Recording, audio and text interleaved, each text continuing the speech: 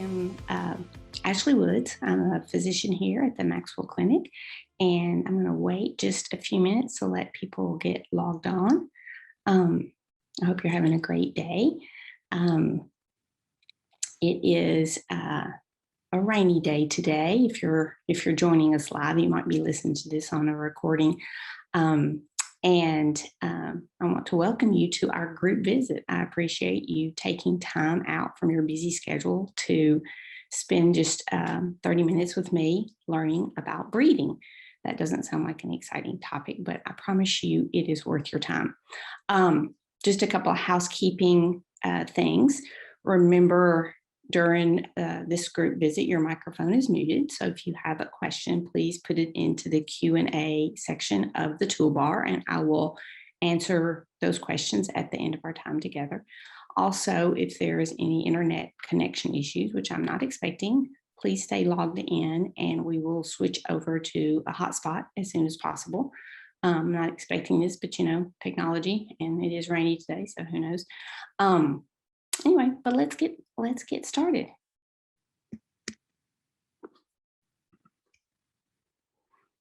Okay, before we start, I wanted to let everybody know this is going to be a little bit interactive. So if you're listening to this while you're driving, that's cool.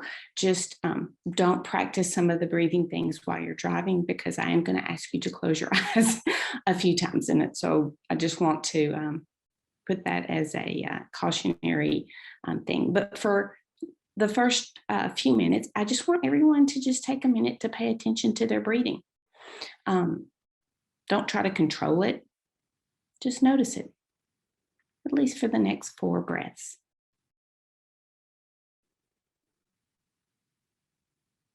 Is it fast?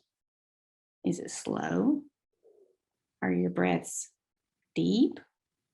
Are they shallow? Before I mention this, you were likely not even tuned into your breathing at all, because it's automatic.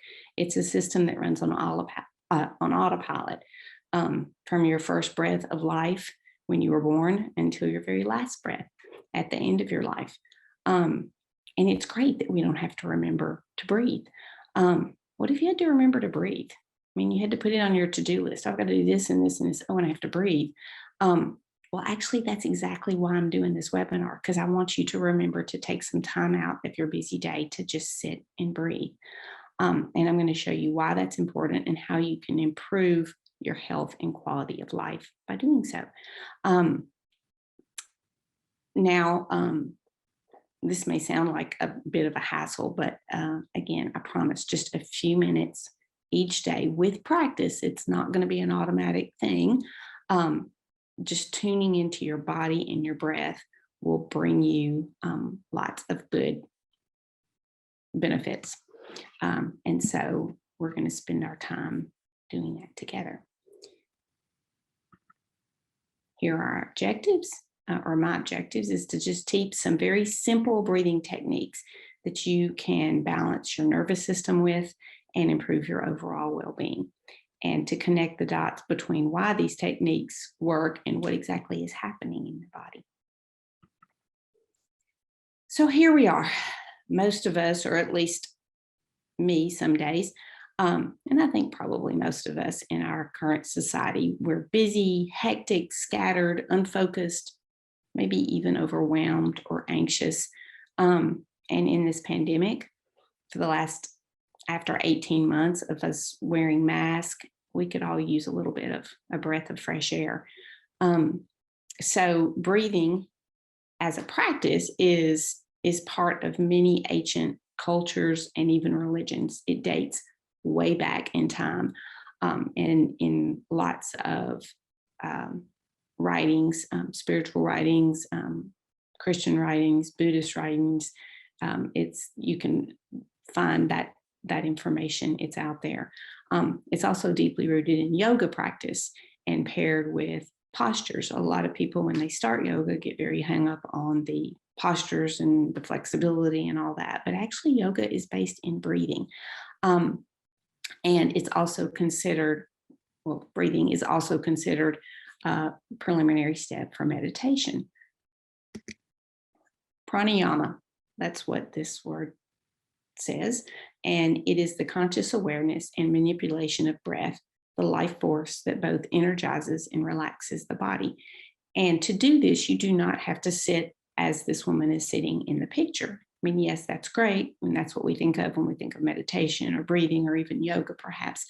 The term pranayama is from Sanskrit roots. Prana meaning vital life force, yama meaning control, and ayama meaning extension or expansion. And that's kind of what we do at Maxwell Clinic is max, well, expansion and contraction towards wellness. And the practice can be used for purification, breathing toxins out of your body, achieving liberation, focusing the mind, and steadying the body. So let's start with some anatomy, and let me talk about briefly how this works. Okay, so these little cartoons here just simply give you an idea of the inhalation and exhalation. I mean, we all know we breathe in air or oxygen, we breathe out carbon dioxide. That's pretty basic. But if you notice on these little cartoons, there is what appears to be an esophagus, trachea, lungs, which are pictured in sort of a red rose color. And then there is a purple sort of arch at the bottom. That's the diaphragm. And we all have a diaphragm. And it is innervated and controlled by the vagal nerve, which we're going to talk about because that's what we're going to sort of exercise with the breathing. You can think of your lungs as two big balloons. They don't move without the help of your diaphragm and your intercostal muscles. Intercostal muscles are the little muscles in between each ribs, and those do contract and expand. And so this diaphragm, this in the first one on inhalation, you notice the U is sort of flattened, allowing for inhalation. So everybody take a deep breath with me right now. Your diaphragm just went down. And then to exhale, it relaxes and comes back up, pushing on those balloons of your lungs to expel the air or the carbon dioxide out of your nose or your mouth. And this diaphragm, again, is under both central nervous control and autonomic nervous control. Central meaning, you know, if you think of the nervous system having two branches, the central part, which is your brain and spinal cord, or peripheral, in other words, you want to pick up your phone, you reach and pick up your phone, your brain told you to do that. That's using the central nervous system, or the control part of the nervous system, where you use your peripheral nerves. But then there's also the autonomic nervous system, and that's what we're going to talk about a lot today about. And so you can think about taking a deep breath and will yourself to do that. So you do have control over the diaphragm, but it's also automatic. If you're not thinking about it, it's still going to work for you. Right now we're going to turn our attention to the autonomic nervous system and the diaphragm and the vagus nerve, because that's what runs on autopilot. But we're going to talk about how to shift that ever so slightly with a little effort. So breathing is a power switch to a vast network called the autonomic nervous system. So we measure the autonomic nervous system at the Maxwell Clinic. If you are a patient, which I assume you are because you're watching this, you have had a heart rate variability test when you very first came in, where they hooked you up and you laid still real quietly and things were measured. And then your clinician probably went over that with you. And they may have said, oh, it looks great. Or they may have said, you really have a sympathetic dominance, or you have a foot on the gas and a foot on the brake. Those are words that I use. I don't know what everybody else uses, but it tells us within that quick 5 minutes kind of what's running for you in the background. And it's running for all of us in the background. And we can control that with practice. And that's, again, what we're going to be discussing. Now, if you missed Dr. Ferris's recent webinar on heart rate variability, that is the name of the test that we do, because we're measuring heart rate variability. And for those who missed his webinar, just a very brief recap on that is measuring the beat to beat beat variation. The heart doesn't beat like a metronome, like boom, boom, boom, boom, where it's the same all the time. There's milliseconds difference between those beats. And that variation, the more variation there is between those beats, the better. The better your longevity, the better your overall well-being, the better your overall health. And so we really care a lot about that. And so if you're someone who has more of a sympathetic dominance, that is more one side of the branches of the autonomic nervous system. And then there's the parasympathetic, which is the other side, and we're going to talk about that. But if you want to recap on a lot more science about the heart rate variability, please go back and watch Dr. Ferris's webinar. It was quite excellent with a lot of data there. And then he did another follow-up one recently on heart math, which pairs with what I'm saying here very nicely. Okay, brief recap. Sympathetic, again, I think of this as a seesaw. Now, we're not always on one or always on the other. Ideally, in a perfect world, we're sort of in the middle. We bounce from one thing to the next throughout the day. And sometimes we need to be super focused and super alert and ready for action. That would be the sympathetic side. And you can see my slide here. Sympathetic is fight or flight, sort of 911, foot on the gas, revs up the body systems, ready to take action. And it revs up all the systems.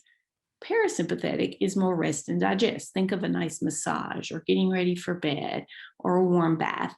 That's the parasympathetic. Here I've listed rest and digest because it has a lot to do with your digestion and your ability to digest food. We need to be relaxed when we eat. We aren't always relaxed. It interferes with digestion. Feed and breathe. It actually has feed, which we just talked about digestion, but breathe, it has to do with our sexual function, libido.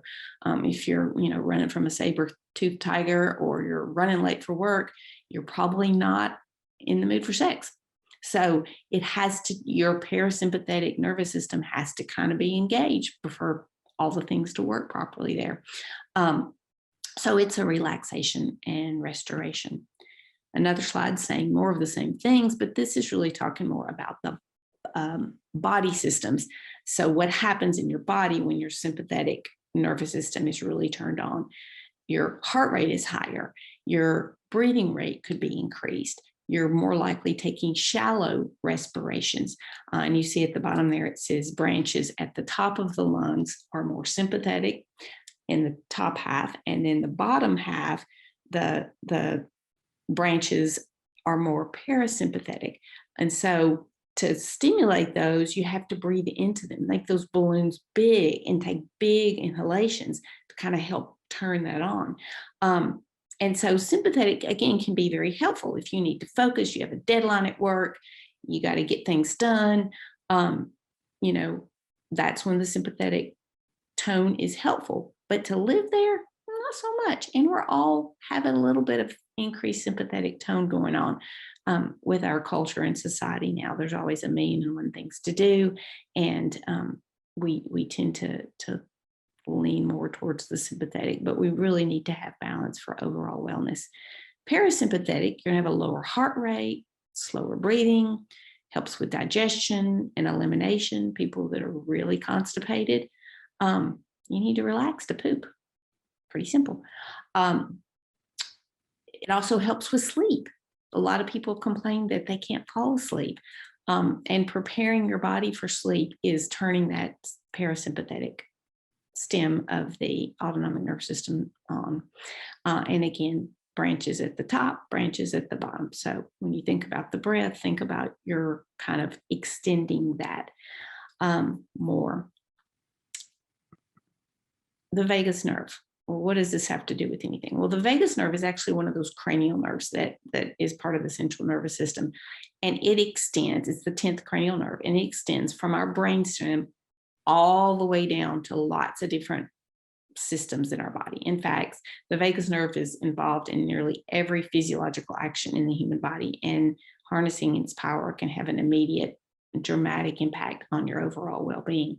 So, it's like when you take that deep breath, your vagus nerve moves the diaphragm down. So you're expanding, you're getting oxygen down to that parasympathetic lower parts of the lung, expanding those balloons or lungs, if you will, and you're really stimulating the vagal nerve. This sends little signals back up to the brain that, hey, we're relaxing now. Well, this is good. We're taking deep breaths. Have you ever been in an argument with somebody, you're frustrated, and you just instinctively take a deep breath or a deep sigh?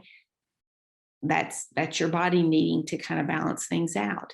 I thought this was a funny quote that I found when I was looking up things that I wanted to add on my slides is what happens in Vegas stays everywhere.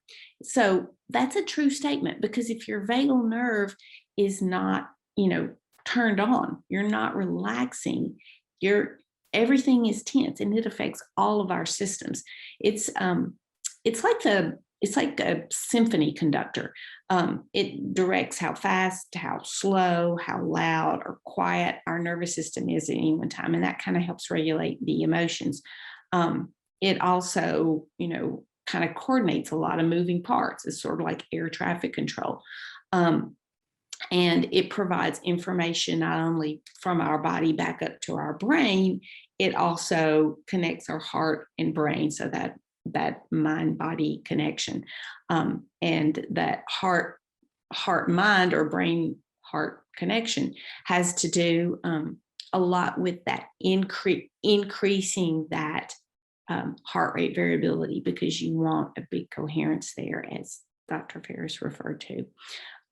So it's like an information highway. Information's going up, information's going down. Like what's going on in the body is going back up to the brain. Whether we pay attention to that or not, that's what I want you to learn.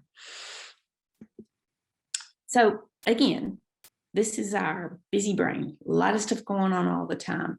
So I want you to go from busy brain to this. So everybody take a deep breath with me right now. Let's do one more. That felt good.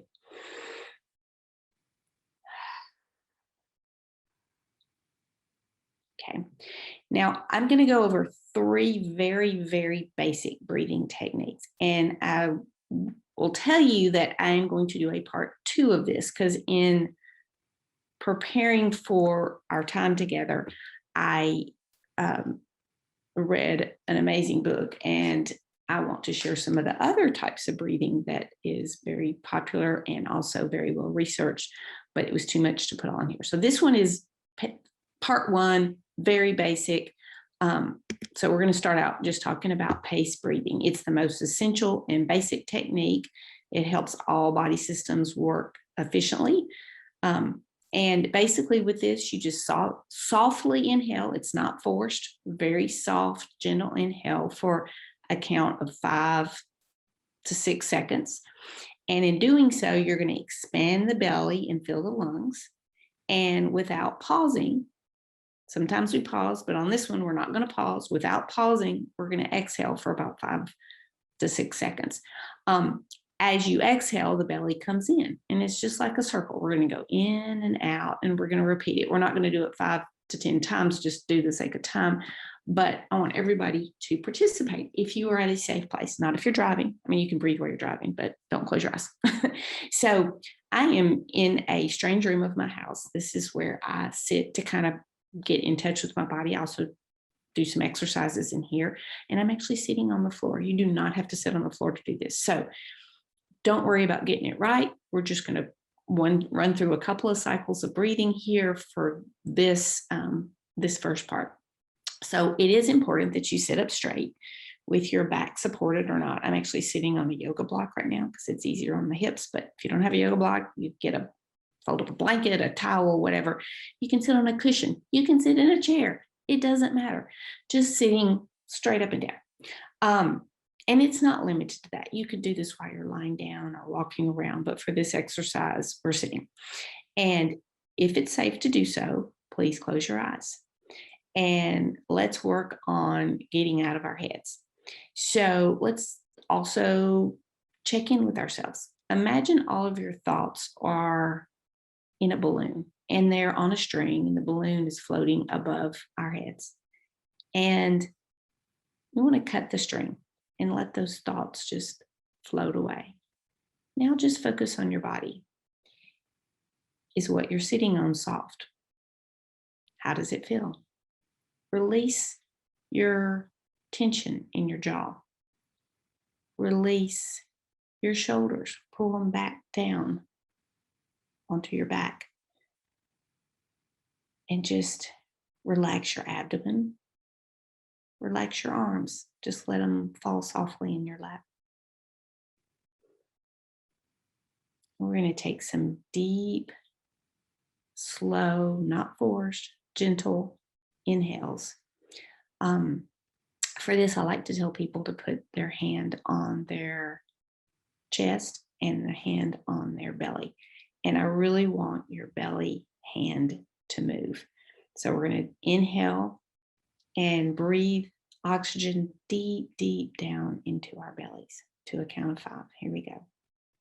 1, 2, 3, 4, 5. Out. 2, 3, 4, 5. In. 2, 3, 4, 5. Out. 2, 3, 4, 5.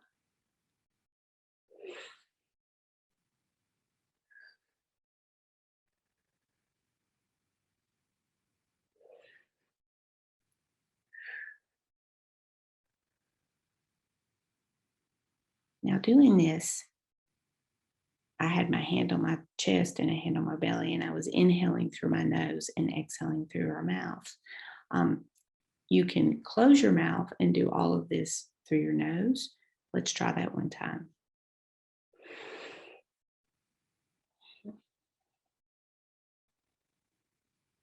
And again.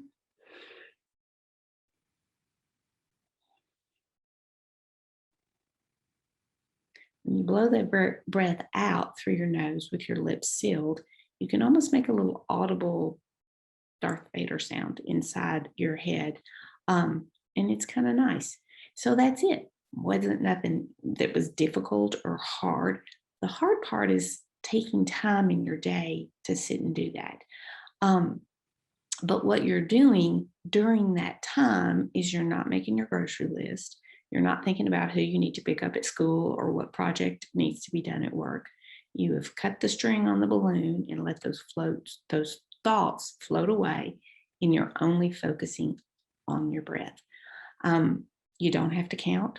If you're a numbers person and that helps, we're about to do another one that helps with people who really need to count because they can't focus otherwise. But during this breathing time, you can focus on a color, an image. I have a beautiful ocean picture up on the screen. Whatever brings you peace and comfort. I recommend that you spend at least 5 minutes doing this once a day.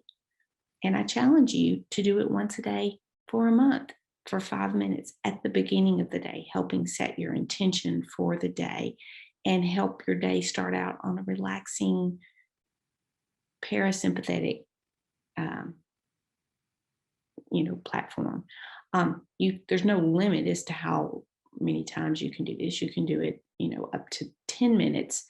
And I'd like everybody to actually work towards doing 10 minutes in the morning and 10 minutes at night. It's a great way to relax before bed. So this is just one very simple example. In through the nose, out through the mouth, no pause in between. A normal cycle is about 5 or 6 seconds for each breath. But you can choose your own numbers.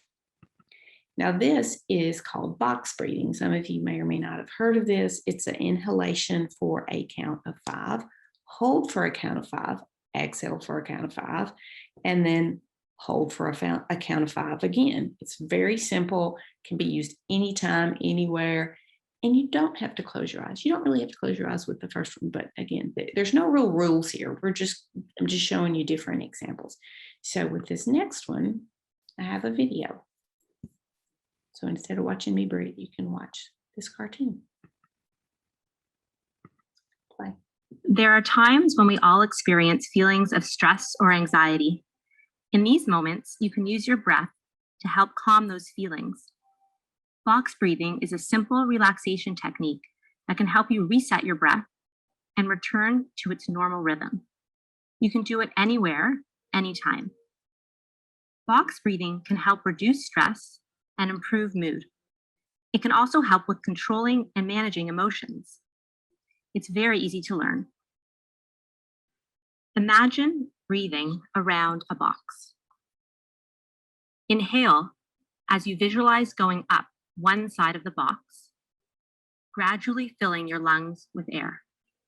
When you reach the top, hold your breath for 1 to 5 seconds as you picture going across the top of the box. Exhale gradually as you imagine traveling down the other side of the box. Pause again for 1 to 5 seconds as you go along the bottom of the box. Then repeat. This can be done 7 to 10 times in a row, focusing on the breath. If you can do it sitting down with your feet grounded, that will help too. But really, it can be done anywhere. Box breathing has physiological and psychological benefits. Physiologically, it regulates breath, increases oxygen to the lungs, and can help reduce blood pressure and lower heart rate. Box breathing can help psychologically by providing focus to your breath and removing attention from the things that are causing feelings of stress and anxiety. The repetition of box breathing can also help reduce stress. So, in moments when feelings of stress and anxiety are overwhelming, remember box breathing and the power of your breath as a simple way to relax and breathe a bit easier.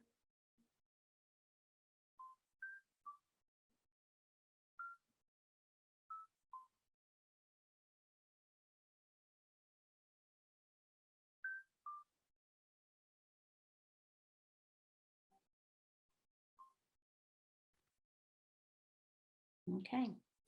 So that's very similar to what we did before, but a lot of times people really need some structure around the breathing because they start breathing and they get lost in their thoughts. And just guess what? That's normal.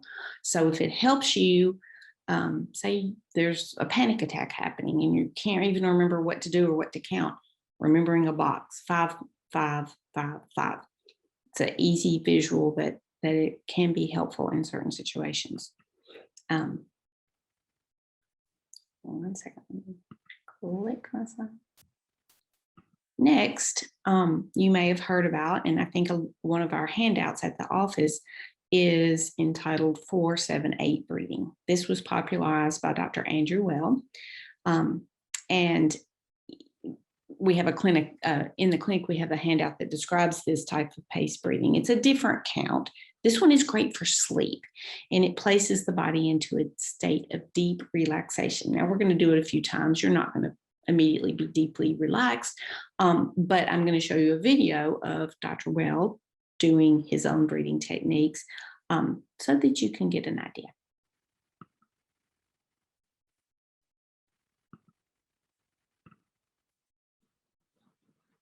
The 4-7-8 breath that I teach is the most powerful relaxation method that I've discovered.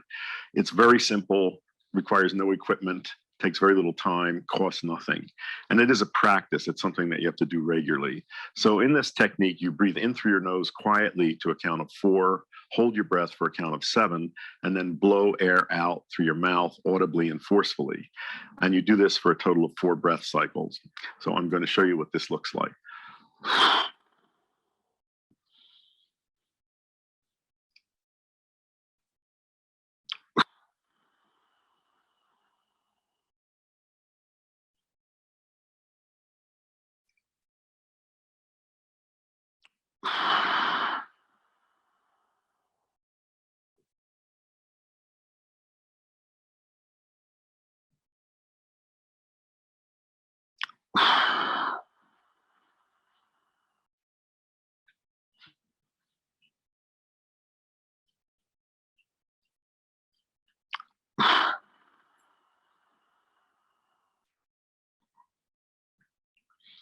And that's all.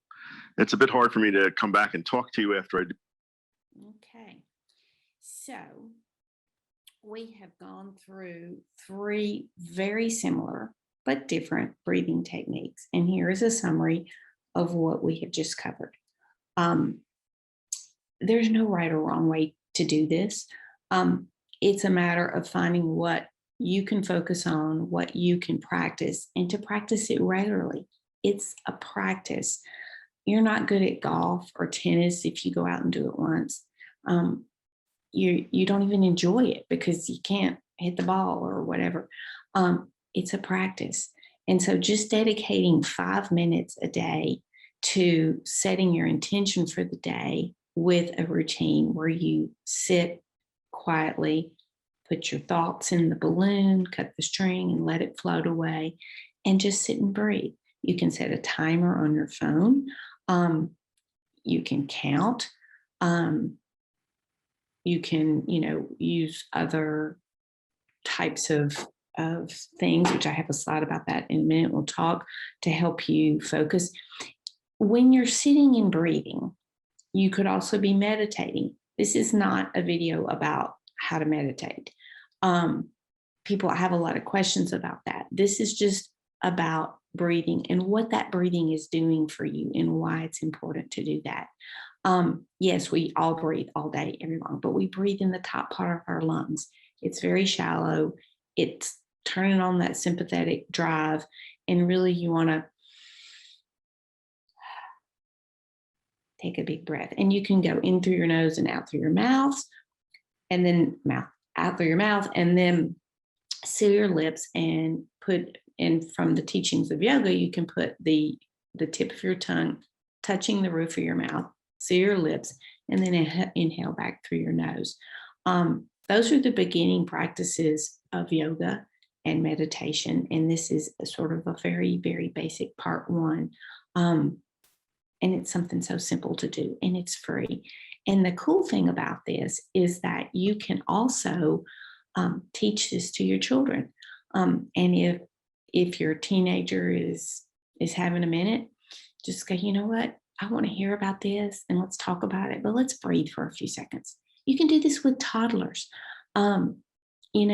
Not when they're coming unglued, but you can teach them in a moment where, like, hey, let's learn this. And then in that moment, just hang on, just take a deep breath, take 3 deep breaths, count with them, breathe with them. It'll help you calm down too. Because, in those situations, that's a lot going on. If you're at work and, you didn't have time to breathe that morning, but you have to run to the bathroom, ladies, if you're sitting on the toilet to go to the restroom, you can sit and breathe. Just take 3 breaths. It doesn't even have to be 5 minutes. You can use this anytime, anywhere. You're in traffic. The traffic's not moving. You're going to be late. Well, you clearly can't go anywhere, but you could breathe. Again, you don't have to close your eyes. I'm not recommending you do that while you're behind the wheel of a car, but if you're stuck, you can certainly practice your breathing and pay attention to it. At night, when you're trying to fall asleep, you're like, oh, I gotta get sleep. I'm tossing and turning. This kind of practice is really, really helpful. I personally do it. I don't count anymore. I just started my breathing routine because it's come kind of routine. And I close my eyes and I imagine ocean waves kind of going in and out and in and out.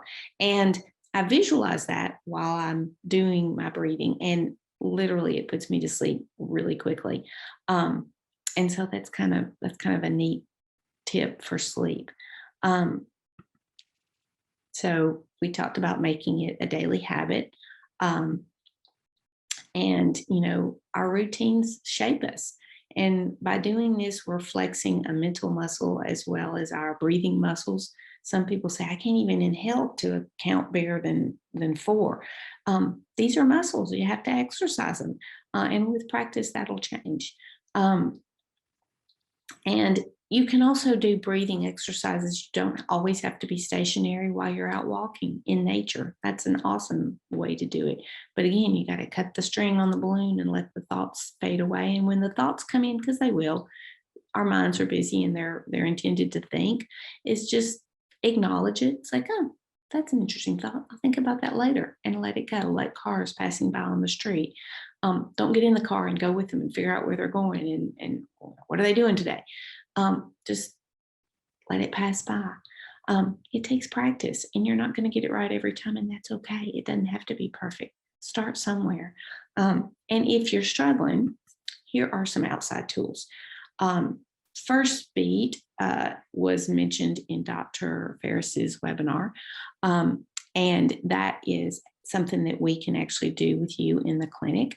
If you're interested, please talk to your clinician.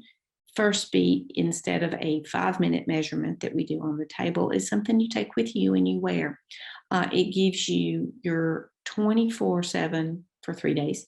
So it's not 24/7, be 24/3. But anyway, 3 days of continuous monitoring. You do take it off to shower, but you can wear it while you exercise. It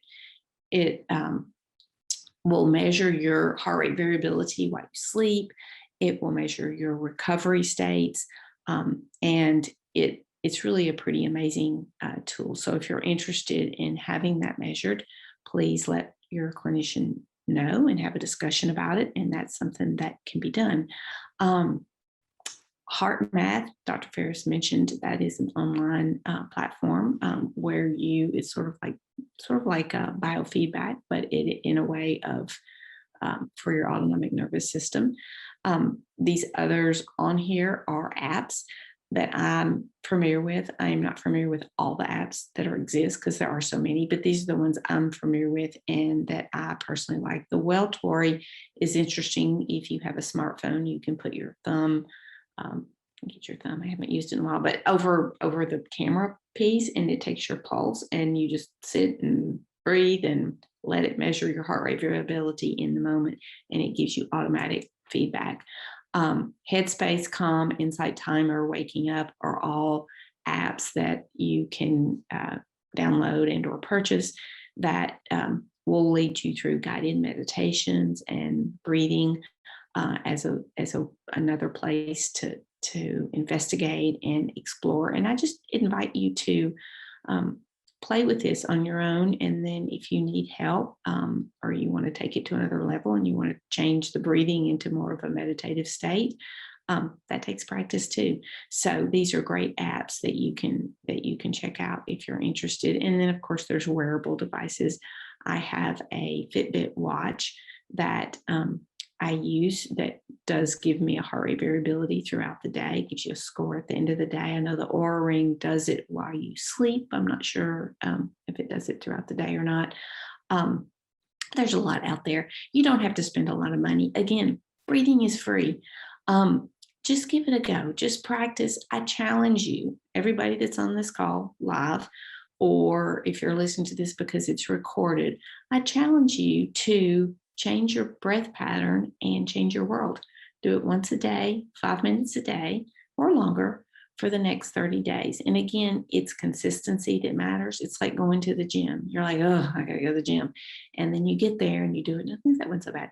It's 5 minutes and then extend it to 10 minutes. I have found that the more I practice, the more I want to do it because it really does give you a amazing sort of relaxed feeling at the end, and it definitely will take you down off the edge if you're having a moment and you just need to take a breath. So I am going to see if there are any questions in the Q&A. It takes me a minute, so bear with me so I can figure out where this. I have to click this.